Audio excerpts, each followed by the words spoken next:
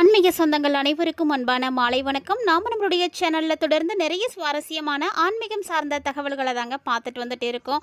அதுலேயும் நவம்பர் மாதம் 5ஆம் தேதி அன்னைக்கு நிகழக்கூடிய பௌர்ணமியை பற்றி தான் நம்ம தொடர்ச்சியாக பார்த்துட்டு வந்துட்டு இருக்கோம். இந்த பௌர்ணமிக்கு அப்புறம் ஏற்படக்கூடிய கிரக மாற்றங்கள் எப்படி இருக்குது, இந்த கிரக மாற்றங்களால் கன்னிராசி நேயர்களுடைய வாழ்க்கையில் என்னென்ன மாற்றங்கள் எல்லாம் ஏற்பட போகுது அப்படின்றத பற்றி தாங்க தெளிவாக இந்த பதிவில் நம்ம தெரிஞ்சுக்க போகிறோம். வீடியோ கண்டிப்பாக உங்களுக்கு யூஸ்ஃபுல்லாக இருக்கும். ஸோ எங்கேயுமே ஸ்கிப் பண்ணிடாமல் தொடர்ந்து பார்த்து பயன்பெறுங்க.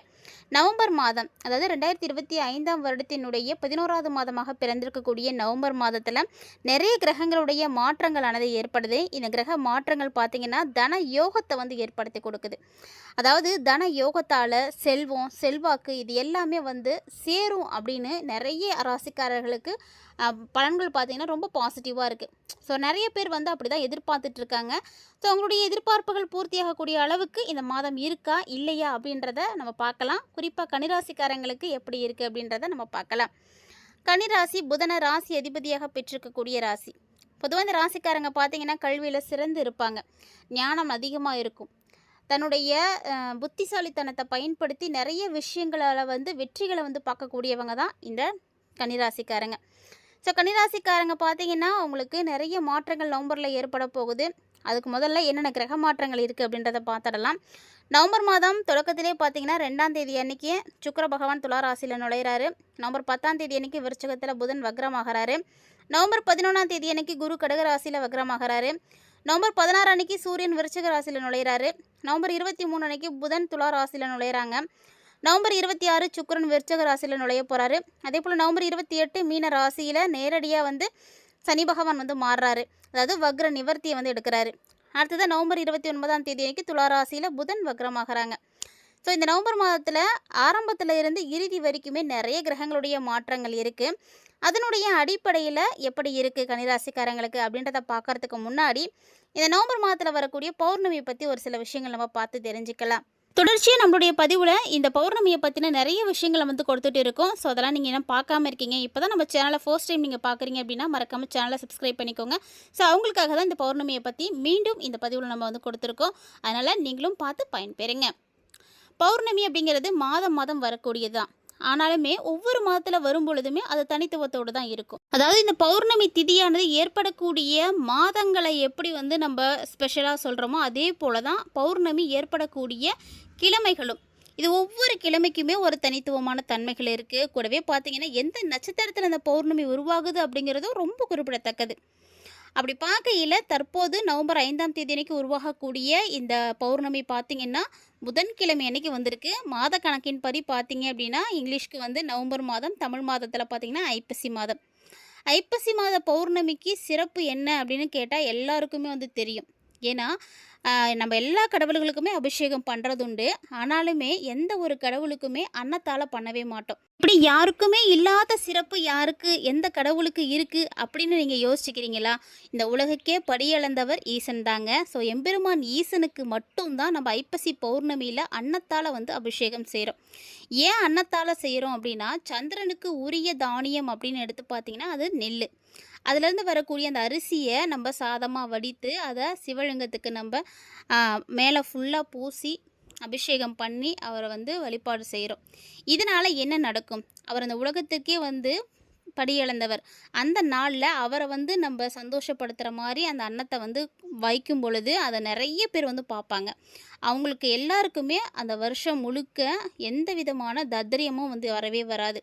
தரித்திரம் பிடிக்கவே பிடிக்காது. அதாவது அன்ன தரித்திரம், அன்ன தோஷம் அப்படின்னு சொல்லுவாங்க. என்னதான் சொத்து சுகம் இருந்தாலுமே கூட ஒருவேளை சாப்பாட்டுக்கு கஷ்டப்படக்கூடியவங்க இன்னும் நிறைய பேர் இருக்காங்க. அதெல்லாம் ஏன் ஏற்படுது அப்படின்னு பார்த்தீங்கன்னா அன்ன தோஷம் இருக்கும் உங்களுக்கு கண்டிப்பாக. ஸோ அதை நிவர்த்தி பண்ணிக்கணும் அப்படின்றதுக்காக தான் இந்த அன்ன அபிஷேகத்தை செய்கிறாங்க. ஸோ இதை பல லட்சம் மக்கள் போய் பார்க்கறது உண்டு. நீங்கள் இது வரைக்கும் அன்ன அபிஷேகம் பார்த்தது இல்லை அப்படின்னா மறக்காமல் வரக்கூடிய நவம்பர் 5ஆம் தேதி அன்றைக்கி உருவாகக்கூடிய அன்னபிஷேகத்தை நீங்கள் போய் பாருங்கள். அது ரொம்ப சிறப்பு வாய்ந்தது. நீங்கள் மட்டும் கிடையாது, உங்கள் வீட்டில் இருக்கக்கூடியவங்க எல்லாரும் பாருங்கள். நல்லா படிக்கணும் குழந்தைங்க அப்படின்னா அவங்கள கூட்டிகிட்டு போய் அந்த அன்னபிஷேகத்தை பார்க்க வச்சு அங்கே கொடுக்கக்கூடிய பிரசாதத்தை வாங்கி சாப்பிட வைங்க. குழந்தைங்களுக்கு திருமண தடை நீங்கணும் அப்படின்னா கூட்டிகிட்டு போங்க. குழந்தை பாக்கியம் வேணும்னா கூட்டிகிட்டு ஓட்டிட்டு போங்க. ஸோ இதெல்லாம் தாண்டி வியாபாரம் சிறப்பாக நடக்கணும், எந்த நஷ்டமும் ஏற்படக்கூடாது, செய்யக்கூடிய தொழில் வந்து விருத்தியாகணும், பெருகணும், கடன் பிரச்சனை இருக்கக்கூடியவங்க கடனெல்லாம் காணாமல் போகணும் அப்படின்னா கண்டிப்பாக இந்த அன்னாபிஷேகத்தை போய் நேராக பாருங்கள். அது ரொம்ப ரொம்ப சக்தி வாய்ந்த ஒரு அபிஷேகம்.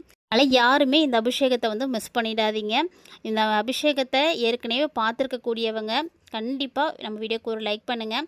ஏன்னா அபிஷேகத்தை பார்த்துருக்கக்கூடியவர்களுக்கு தெரியும் அதனுடைய பலன்களை அவங்க வந்து கண்டிப்பாக அனுபவிச்சுட்ருப்பாங்க. நீங்கள் எந்த வருஷத்துலேருந்து பார்க்குறீங்க, எத்தனை வருஷமாக இந்த அபிஷேகத்தை பார்த்துட்ருக்கீங்க அப்படின்லாம் மறக்காமல் வந்து கமெண்ட் பண்ணுங்கள். இது வரைக்கும் பார்த்ததே இல்லை அப்படின்னு சொல்லக்கூடியவங்களாம் இந்த முறை மிஸ் பண்ணாமல் போய் பாருங்கள். கண்டிப்பாக அதனுடைய மாற்றத்தை நீங்களே வந்து உணர்வீங்க. இப்போ வாங்க நம்ம கன்னிராசிக்காரங்களுக்கு எப்படி இருக்குது அப்படின்றத நம்ம பார்த்துடலாம். நவம்பர் மாதத்தினுடைய கிரக மாற்றங்கள் எல்லாம் நம்ம பார்த்துட்டோம். ஸோ அந்த கிரக மாற்றங்கள் என்ன மாதிரியான பலன்களை கன்னிராசினியர்களுக்கு கொடுக்க இருக்குது, இது வந்து பார்த்திங்கன்னா ஒரு பொதுவான பலன்கள் தாங்க. கன்னிராசிக்காரங்களை பொறுத்து மட்டும் எப்படி இருக்குது அப்படின்றத நம்ம பார்க்குறோம். இதை தாண்டி ஒவ்வொருத்தருடைய நட்சத்திரம் வேறு, லக்கணம் வேறு, தசாபுத்திகள் வேறு இருக்கும். ஸோ அதெல்லாம் வச்சு பார்க்கும் பொழுது ஒருவருடைய ஜனனகால ஜாதகத்தை பார்க்கும் பொழுது தான் சரியான பலன்களை வந்து தெரிஞ்சுக்க முடியும். ஒருவேளை நீங்களும் உங்களுக்கான பலன்களை முழுமையாக பார்த்து தெரிஞ்சுக்கணும் அப்படின்னு விருப்பப்பட்டீங்கன்னா மறக்காமல் நம்மளுடைய வீடியோவில் ஃபர்ஸ்ட்லேயே பார்த்தீங்கன்னா ஸ்க்ரீனில் ஒரு வாட்ஸ்அப் நம்பர் கொடுத்துருப்போம்.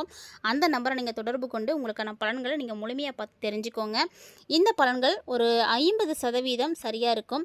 மீதி இருக்கக்கூடிய 50% பார்த்தீங்கன்னா உங்களுடைய தசாபுத்தி லக்கணத்துக்கு ஏற்ற மாறி தான் இருக்கும். ஸோ எல்லாமே வந்து நடக்கும் அப்படின்னு சொல்ல முடியாது.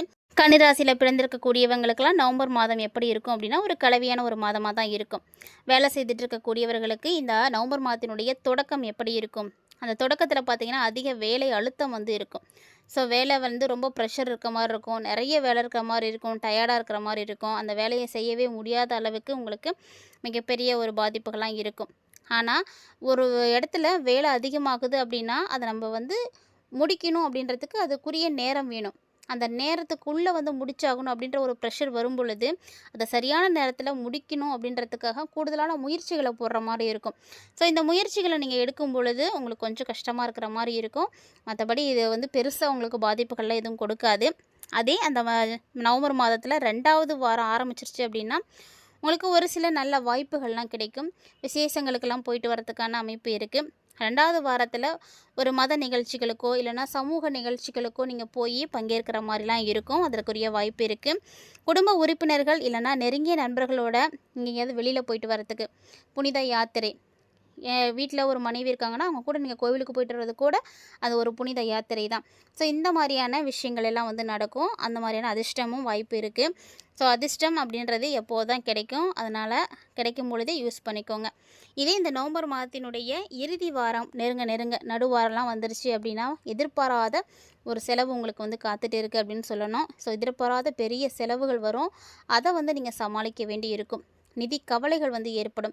அந்த நேரத்தில் பணம் இருக்காது. ஏன்னா மாத சம்பளம் வாங்கக்கூடியவர்களுக்கு மாதத்தினுடைய முதல்ல பார்த்திங்கன்னா எல்லா கணக்கு போட்டு பட்ஜெட் போட்டு பார்த்திங்கன்னா ஒன்றுமே இருக்காது. மாதம் முடியும் பொழுது கையில் ஒன்றுமே இருக்காது.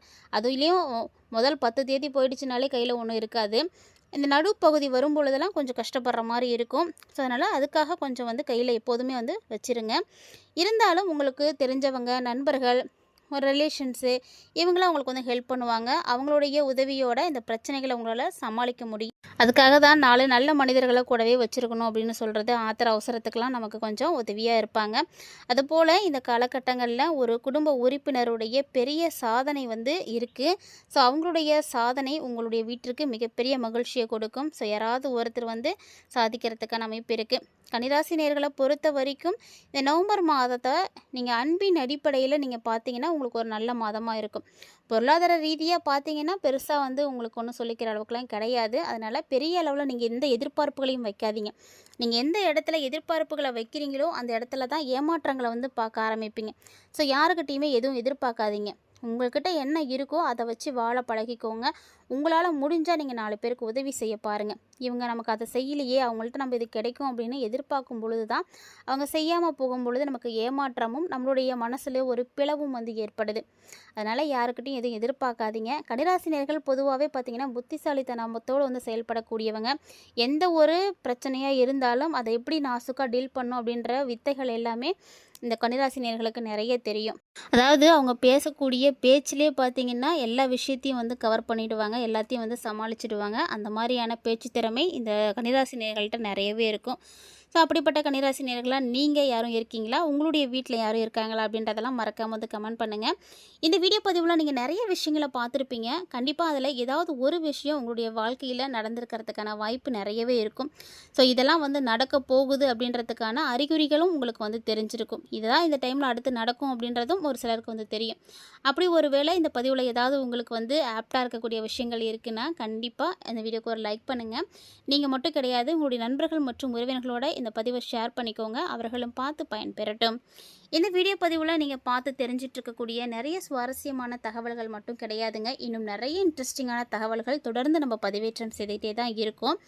இது வரைக்கும் நீங்கள் நம்ம சேனலை பார்த்ததே இல்லை அப்படின்னு சொல்லக்கூடியவங்களா இருக்கீங்க அப்படின்னா மறக்காமல் நம்ம சேனலை ஒன்ஸ் விசிட் பண்ணி பாருங்கள். உங்களுக்கு அதில் இருக்கக்கூடிய தகவல்கள் எல்லா விஷயங்களுமே வந்து பிடிச்சிருக்கு. பரிகாரங்கள் எல்லாமே ரொம்ப எளிமையான முறையில் கொடுத்துட்டு இருக்கோம். ஸோ அதெல்லாம் செய்யறதுக்கு வந்து ரொம்ப எளிமையாக இருக்குது அப்படின்னு நீங்கள் நினைக்கிறீங்கன்னா மறக்காமல் நம்ம சேனலோட எப்போதுமே இணைந்திருங்க. தொடர்ந்து நீங்கள் கொடுக்கக்கூடிய ஆதரவுகள் அடுத்தடுத்த பதிவுகள் கொடுப்பதற்கு எங்களுக்கு ரொம்பவே உதவியாக இருக்கும். மேலும் ஆன்மீக ரீதியாக நம்மளுடைய சேனலில் கொடுக்கப்படக்கூடிய எளிமையான வழிபாட்டு முறைகளையும் மிஸ் பண்ணாமல் வந்து செய்து பாருங்கள். இந்த வீடியோ உங்களுக்கு பிடிச்சிருந்ததுன்னா மறக்காம வீடியோக்கு ஒரு லைக் பண்ணிக்கோங்க. வீடியோக்குள்ள இருக்கக்கூடிய கமெண்ட் பாக்ஸில் எம்பெருமான் ஈசனை மனசார பிரார்த்தனை செய்துட்டு ஓம் நமச்சிவாய அப்படின்ற மந்திரத்தை தவறாமல் வந்து கமெண்ட் பண்ணுங்கள். மீண்டும் மற்றும் ஒரு சுவாரஸ்யமான தலைப்பு